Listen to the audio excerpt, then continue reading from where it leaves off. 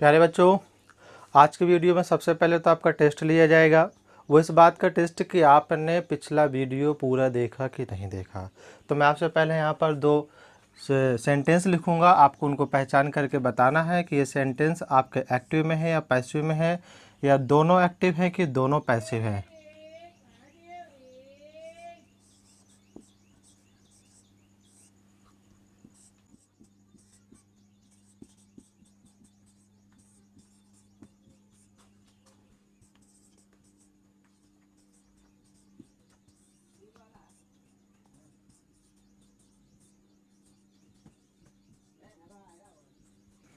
दूसरा वाक्य बच्चों ये,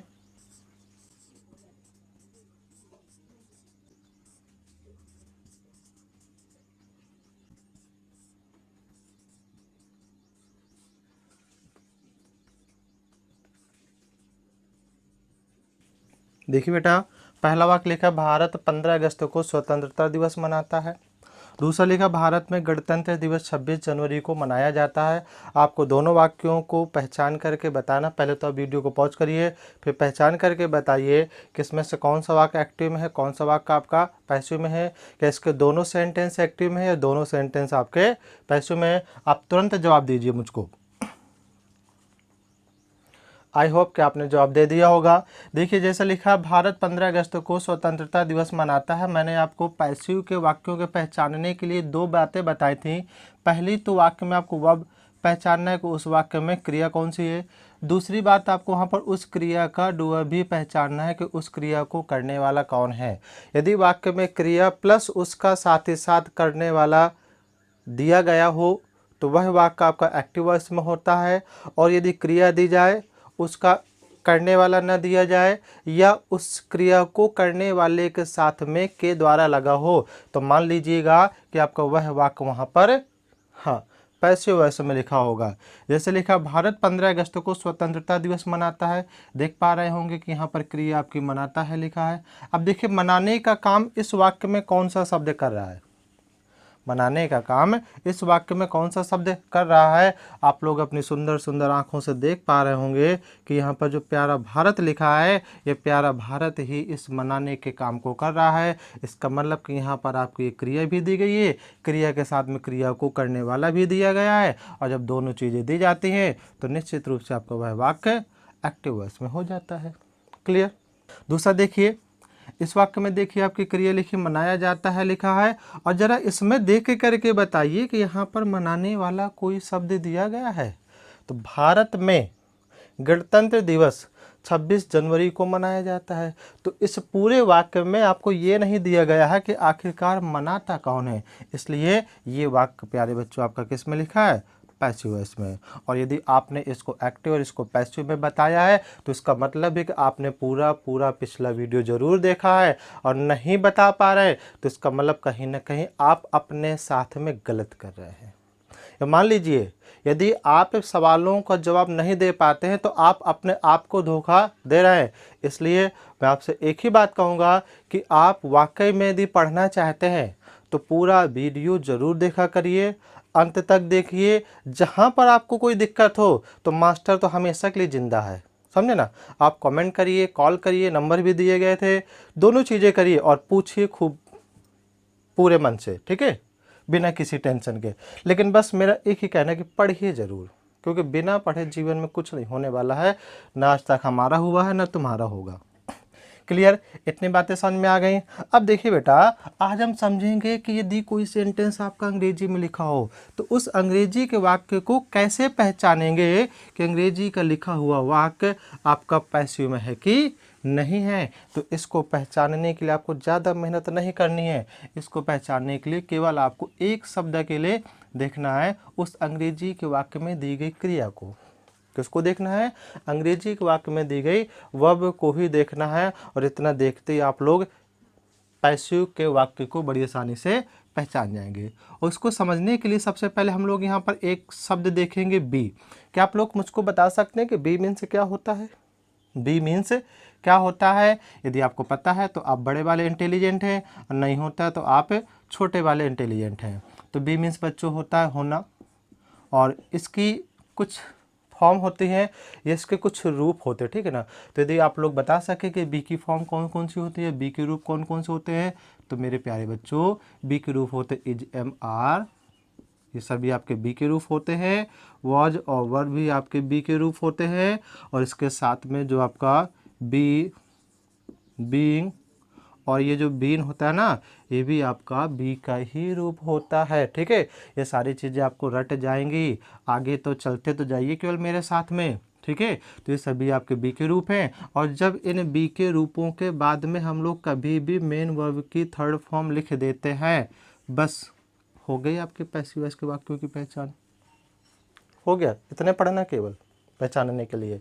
यदि किसी भी वाक्य में is, am, are, was, were, be, being, been के साथ कभी भी मेन वर्ब की थर्ड फॉर्म दे दी जाए, तो समझ लीजिएगा कि उस आपके क्वेश्चन पेपर पर लिखा हुआ वाक्य पैसिव वॉइस में ही है। क्लियर? तो ये बात आपको समझ में आ गई। अब देखिए, मैं आपको पहले कुछ एग्जाम्पल बता दूं, छोटे से एग्जाम्पल से शुरू करूंगा और आपको बड़े तक लेकर के जाऊंगा मैं, ठीक है। देखिए यहाँ पर जैसे लिखा है आपका, रामू was called, और by me. Ramu was called by me, मैं आपको बाद में समझाऊंगा भैया, पहले मैं पूरे लिख तो लूँ। जैसे लिखा, you are being taught English. अगला है, Manu has been given a rupee. अगला है बच्चों,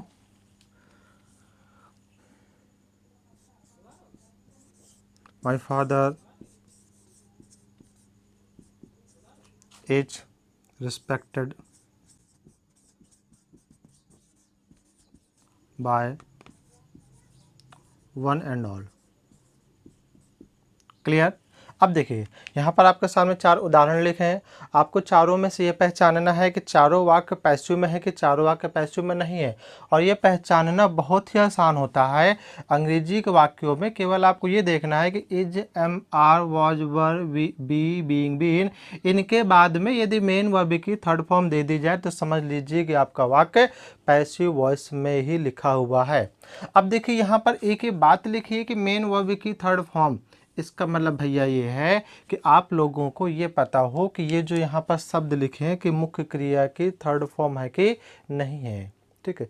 यदि आपको ये बात ना पता हो तो भैया मैं आपसे एक बात कहूँगा कि आप लोग जो है मुख्य क्रिया की थर्ड फॉर्म याद करना शुरू कर दें, यदि नहीं याद की हैं। यदि आपको नहीं आती हैं तो आप लोग मुख्य क्रियाओं को भी पढ़ना शुरू कर दीजिए। आप एक रूटीन बना लीजिए कि हमको मिनिमम 10 यानी कम से कम 10 मुख्य क्रियाएं तो डेली पढ़नी ही है। यदि वाकई में आपको सीखना चाहते, देखिए समझाने का काम मेरा है, ठीक है, लेकिन पढ़ने का काम आपका है, समझने का काम आपका है। मैं एक बात की पूरी जिम्मेदारी लेता हूं कि आपको मैं जो कुछ भी पढ़ाऊंगा आपका एक भी डाउट नहीं रहने दूंगा। आपके सारे डाउट्स वहीं पर क्लियर हो जाएं क्लास में ही, आपको क्लास के बाहर सोचने की आवश्यकता भी नहीं पड़ेगी। इस तरीके से आपको बता दिया जाएगा। लेकिन कुछ काम ऐसे हैं जो खुद करने पड़ते हैं, ठीक है ना, लाइक दैट कि आपको ये मीनिंग याद करनी है। तो एक रूटीन बना लीजिए डेली का कि 10 मीनिंग हमको पर डे याद करनी ही है। और पहले कोशिश ये करिएगा कि मुख्य क्रियाओं की मीनिंग याद कर लीजिए, जो भी मेन वर्ब होती हैं उनको। देखिए लिखा है, रामू वॉज कॉल्ड बाय मी। देखिए यहाँ पर वॉज लिखा, वॉज के बाद में कॉल्ड दिया गया, कॉल्ड ये कॉल की थर्ड फॉर्म होती है, यहाँ पर ये आपका वाक्य पैसिव में हो गया। इसी तरीके से देखिए, you are being taught English, यहाँ पर देखिए आर के बाद में बीइंग लिखा, हमको केवल इन शब्दों के बाद में ही अकेले समझना है। देखिए बीइंग के बाद में यहाँ पर आपकी मेन वर्ब की थर्ड फॉर्म दी गई है, इस तरीके से आपको पता चल जाएगा। यहाँ पर देखिए मनु हैज बीन लिखा, तो बीन के साथ में ये गिवन लिखा, आपको पता चल जाएगा। My father is respected by one and all, तो देखिए इज के बाद में यहाँ पर आपको रिस्पेक्टेड लिखा है, जो कि मेन वर्ब की थर्ड फॉर्म है। इसका मतलब है कि ये भी आपका वाक्य पैसिव में है। क्लियर? आपको इतनी बात समझ में आ गई तो बहुत अच्छी बात है। अब हम लोग मूव करेंगे अगले पॉइंट की तरह बच्चों,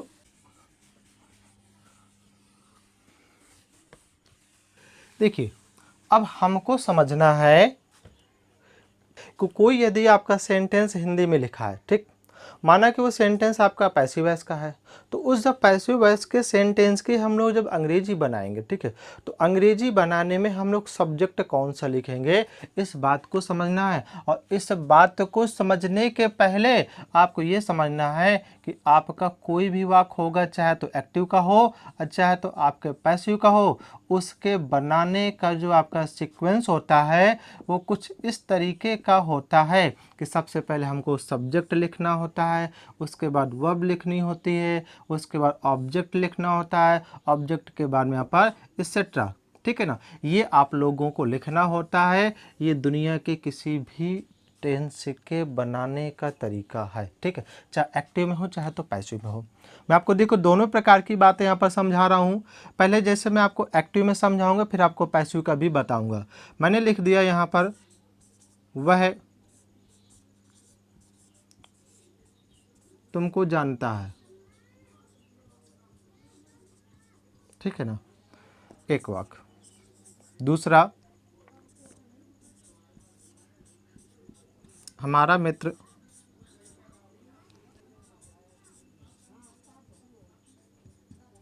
तुम्हारे साथ रहता है। देख, छोटे छोटी चीज़ों से समझने की कोशिश करिए, क्योंकि जो छोटी छोटी चीज़ें काम कर जाते हैं ना भैया, वो कभी कभी बड़ी बड़ी चीज़ें नहीं काम कर पाते हैं। और यदि आपको समझना है तो पहले तो छोटी छोटी चीज़ों को ही समझना पड़ेगा मेरे प्यारे दोस्तों। अगला है बेटा, मेरे भाई को उसके दोस्तों द्वारा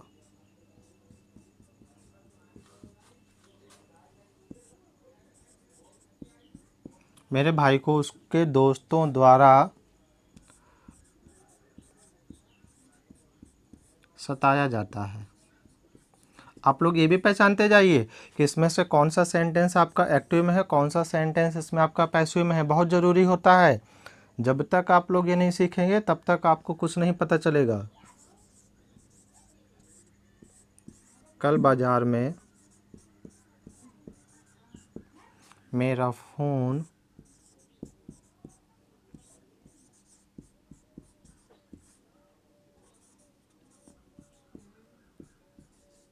चुरा लिया गया। वैसे एक बात ज़रा आप लोग बताइए, मेरे हैंड राइटिंग के बारे में आप लोग क्या सोचते हैं? बहुत ही खूबसूरत लिखता हूँ मैं अपनी तरह। गली के गुंडों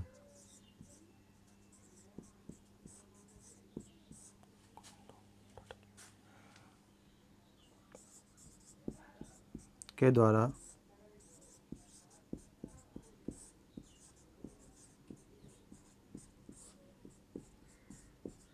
हमारा मकान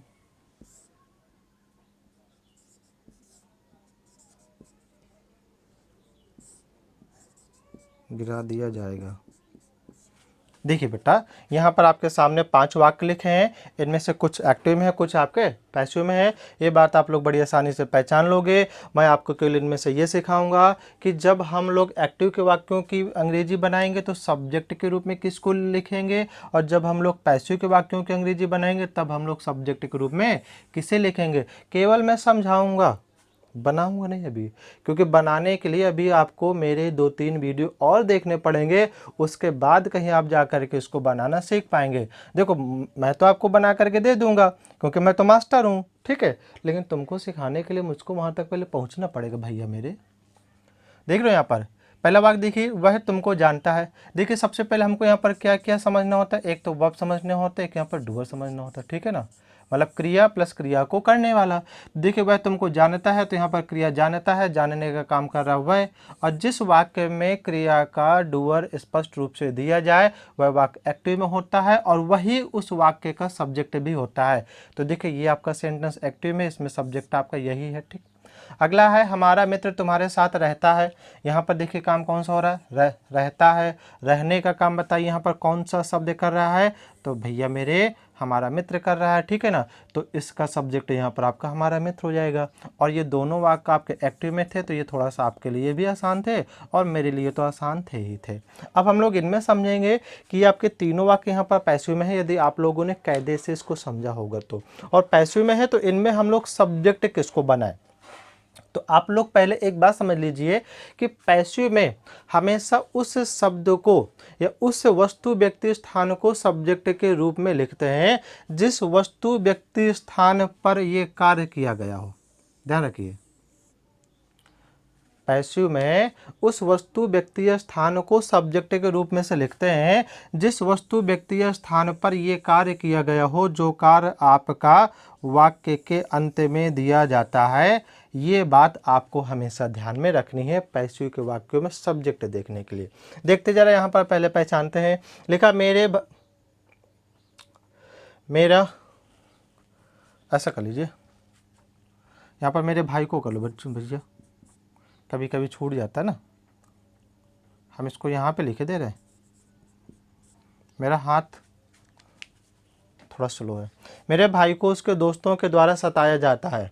मेरे भाई को उसके दोस्तों के द्वारा सताया जाता है। देखिए यहाँ पर पैसिव का वाक्य आपको पहचानना है कि इसमें सब्जेक्ट क्या है। तो आपको ये देखना है कि सताने का काम आखिरकार किस वस्तु व्यक्ति स्थान पर हो रहा है।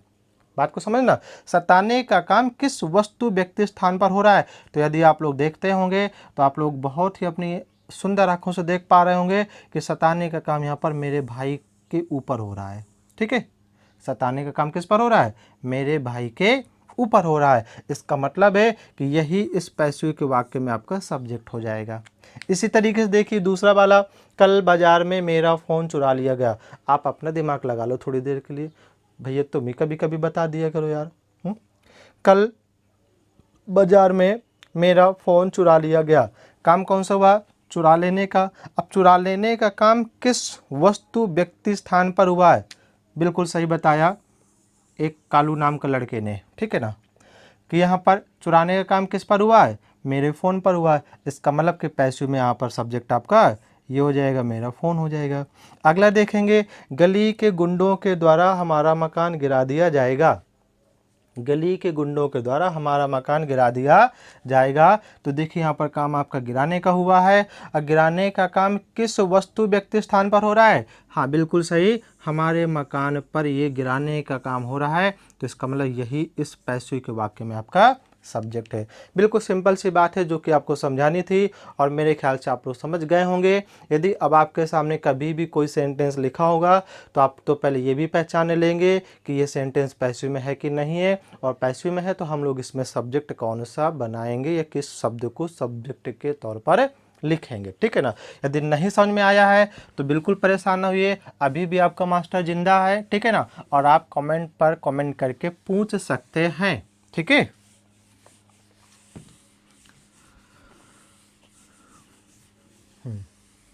चलो भैया, अब देखिए यहाँ पर थोड़ी सी हम अगली बात समझते हैं। अगली बात आपको यहाँ पर समझनी है कि मैंने आपको कल बताया था वॉच, वॉच की अंग्रेजी होती है वॉइस, ठीक है। वाच्य क्या होता है कि जब किसी वाक्य में कर्ता, कर्म और भाव की वजह से क्रिया में परिवर्तन होता है तो वही परिवर्तन आपका वाच्य कहलाता है। और मैंने बताया था कि आपके जो वाच्य होते हैं तो वाच्य आपके 3 प्रकार के होते हैं। एक तो एक्टिव वॉइस होता है, दूसरा भैया मेरे यहाँ पर पैसिव वॉइस होता है, और तीसरा यहाँ पर आपका अब्स्ट्रैक्ट वॉइस होता है। क्लियर, ये होता है। अब जरा इनकी हिंदी समझ लेते हैं पहले तो एक्टिव की हिंदी क्या होगी, कर्तवाच्य, ठीक है। पैसिव की हिंदी क्या होगी, कर्मवाच्य, क्योंकि यहीं से सारे लोग पढ़ाना शुरू करते हैं और मैंने इसके आगे का पहले आपको कुछ पढ़ाया है। और इसकी हिंदी आपकी होगी क्या, भाववाच्य, ये तो आपको पता चल जाएगा, ठीक। अब एक्टिव वॉइस कहते किसे हैं, ठीक है, पैसिव वॉइस कहते किसे हैं और अब्स्ट्रैक्ट वॉइस आपका कहते किसे हैं। बहुत ही आसान भाषा में आपको 2 प्रकार से बताऊंगा कि एक्टिव वॉइस किसे कहते हैं, पैसिव वॉइस किसे कहते हैं, और आपका भाववाच्य भी किसे कहते हैं, यानी कि आपका अब्स्ट्रैक्ट वॉइस किसे कहते हैं। देखिए यहाँ पर लिखा है कर्त, तो कर्त का मतलब होता है यहाँ पर कर्ता, कर्ता का मतलब क्या होता है, कर्ता। यहाँ पर कर्म लिखा है, यहाँ पर आपका भाव होता है। मैंने अभी आपको यहाँ पर वाच्य के बारे में से समझाया था कि जब कर्ता, कर्म या भाव की वजह से क्रिया में परिवर्तन होता है तो वही परिवर्तन आपका वाच्य कहलाता है। अब जब हम लोग यहाँ पर एक्टिव वॉइस के बारे में समझेंगे तो ये समझेंगे कि जिन वाक्यों में, ध्यान से सुनना मेरी बात को, कि जिन वाक्यों में कर्ता की वजह से क्रिया में परिवर्तन होता है वो आपका कर्तवाच्य हो जाएगा। सिंपल। इसके जैसे आप लोगों को बनाना हो तो जिन वाक्यों में कर्म की वजह से क्रिया में परिवर्तन होता है वो आपका कर्मवाच्य हो जाएगा। तीसरी बात ये है अब्स्ट्रैक्ट वॉइस, तो जिन वाक्यों में भाव की वजह से क्रिया में परिवर्तन होता है वह आपका वहां पर भाववाच्य हो जाएगा। समझ गए? केवल दो कीवर्ड हैं, एक तो क्रिया में परिवर्तन होता है और एक आपका कर्ता, कर्म और भाव की वजह से होता है। याद हो जाएगा। दूसरे तरीके से यदि आप लोगों को बताना हो तो दूसरे तरीके से बताने के लिए देखिए यहाँ पर लिखा कर्त, ठीक है ना। कर्त का मतलब यहाँ पर क्या हो जाएगा, कर्ता। यहाँ पर कर्म लिखा तो यहाँ पर आप लोगों को कर्म याद रखना है, यहाँ पर आपका भाव याद रखना है। इसके देखिए दूसरे तरीके से क्या है कि ऐसे वाक्य जिनमें से सब्जेक्ट की प्रधानता होती है, फिर से सुनिएगा, ऐसे वाक्य जिनमें सब्जेक्ट की प्रधानता होती है या जिन वाक्यों में सब्जेक्ट को ज़्यादा महत्व दिया जाता है वे आपके एक्टिव वॉइस होते हैं। ठीक। दूसरी बात समझेंगे, पैसिव में ऐसे वाक्य जिनमें कर्म की प्रधानता होती है या जिनमें कर्म को ज़्यादा महत्व दिया जाता है वो आपके वहाँ पर पैसिव वॉइस होते हैं। ये भी याद हो जाएगा। तीसरा रखेंगे याद यहाँ पर ऐसे वाक्य जिनमें भाव की प्रधानता होती है, यानी कि जिसमें ना तो कर्ता को प्रधानता दी जाती है ना तो उसमें से कर्म को, बल्कि वहाँ पर केवल जो भाव होता है उसको अकेले प्रधानता दी जाती है, तो वो तुम्हारा वहाँ पर भाववाच्य हो जाता है। याद हो जाएगा। देखो भैया, ये परिभाषा कहीं पर आपकी पूछी नहीं जानी है, केवल आपको याद रखना। कोई यदि पूछे कि एक्टिव वॉइस किसे कहते हैं तो आप उसको दो तरीकों से बता सकते हैं। एक तो ऐसे वाक्य जिनमें कर्ता की वजह से क्रिया में परिवर्तन होता हो तब भी एक्टिव वॉइस है, या वे वाक्य जिनमें सब्जेक्ट की प्रधानता होती है, सब्जेक्ट को ज़्यादा महत्व दिया जाता है, वे भी आपके एक्टिव वॉइस हैं। क्लियर बेटा? हाँ, मुझको ही पता है आप लोगों को क्लियर हो रहा होगा, और नहीं हो रहा होगा तो टेंशन ना लेना। अब देखिए यहाँ पर आपको एक शब्द आगे और समझना है कि एक्टिव वॉइस के जो सेंटेंसेस होते हैं उनमें से क्रिया किस प्रकार की यूज होती है अधिकांशतः। जो आपके पैसिव वॉइस के वाक्य होते हैं उनमें क्रिया अधिकांशतः किस तरह की यूज होती है, और जो वाक्य आपके अब्स्ट्रैक्ट के होते हैं उनमें से क्रिया अधिकांशतः किस तरह की यूज होती है, ये बात हमको यहाँ पर समझनी है। तो देखिए क्रिया आपकी बहुत होती हैं। मैं केवल अभी आपको दो तरीके की क्रियाओं के बारे में यहाँ पर आपको बताऊँगा। एक तो आपको समझना है ट्रांसटिव, दूसरा समझना है यहाँ पर आपको इंट्रांसटिव। शायद बहुत से बच्चे इस नाम को समझते होंगे, जानते होंगे, है ना। नहीं जानते तो बिल्कुल परेशान ना होइए। देखिए ट्रांसटिव मीन्स आपको होता है बच्चों सकर्मक।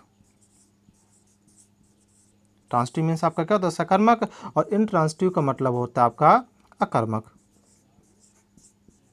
इंट्रांसटिव मीन्स आपका क्या हो जाता है, अकर्मक। अब ये सकर्मक क्या होता है, अकर्मक होता क्या? देखिए सा का मतलब होता है सहित, सा का मतलब हो गया सहित, और आ का मतलब होगा यहाँ पर आपका रहित। रहित का मतलब बिना, ठीक है। तो और देखिए यहाँ पे बीच में लिखा कर्म, तो सकर्मक मतलब होता है ऐसी क्रियाएं जिनके साथ में कर्म आता होगा, सकर्मक। ठीक। अकर्मक का मतलब ऐसी क्रियाएं जिनके साथ में कर्म नहीं आता है। ध्यान रखिएगा कि ट्रांसटिव वर्ब आपकी कौन सी होती हैं, वर्ब्स जिनके साथ में कर्म दिया जाता है, आपका कर्म वहाँ पर सम्मिलित होता है, ऐड होता है, तो सकर्मक होती हैं, और जिनके साथ में ऑब्जेक्ट ऐड नहीं होता वो आपकी वहाँ पर अकर्मक होती हैं। इतनी बात आप लोग समझ गए? नहीं तो आप लोग उसको यहीं पर लिख सकते हैं। वैसे आपको लिखने की आवश्यकता नहीं है क्योंकि ये सारे मैं आपको नोट्स जरूर दूंगा अपने हाथ के लिखे हुए, ठीक है। देखिए एक्टिव वॉइस में आपका जो क्रिया आती है तो दोनों प्रकार की आती हैं। ध्यान रखिए, जो भी आपका सेंटेंस एक्टिव में होगा उसमें आपकी जो वर्ब आती हैं तो भैया मेरे दोनों प्रकार की आती हैं, ट्रांसटिव भी होती है और आपकी इंट्रांसटिव होती है। ठीक। और आपके जो पैसिव में जो क्रिया आती है, पैसिव में आने वाली क्रिया आपकी हमेशा जो होती है वहाँ पर वो सकर्मक ही होती है, और जो भाववाच्य में क्रिया आती है वो हमेशा आपके वहाँ पर इंट्रांसटिव ही होती है। इतनी बातें अभी तक आप लोगों को याद रखना है, ठीक है। और इसके आगे का जो होगा, इसके आगे अब हम लोग सीखेंगे क्या, इनका एग्जाम्पल। मतलब उदाहरणों के द्वारा भी मैं आपको समझाऊंगा कि आप लोग कैसे पहचाने कि हिंदी का ये लिखा हुआ वाक्य, चूँकि ये दो तो आप लोग देखिए यहाँ पर पहचान चुके हैं, लेकिन इस तरीके के वाक्यों को आप लोग कैसे पहचानेंगे हिंदी में, ये मैं आपको अगले आने वाले वीडियो में बताऊंगा। और यदि आपको वीडियो अच्छा लगा हो तो भैया वीडियो को लाइक ज़रूर कर दें, और अभी तक भी यदि चैनल को सब्सक्राइब नहीं किया है तो चैनल को सब्सक्राइब ज़रूर कर लें। और यदि तुम्हारे 2-4 अच्छे जानने वाले मित्र यार हो तो उनको भी बता दें कि कभी कभी पढ़ लिया करो भाई मेरे। और आपने वीडियो अंत तक देखा, मुझको बड़ी खुशी हुई, इसके लिए आपको धन्यवाद।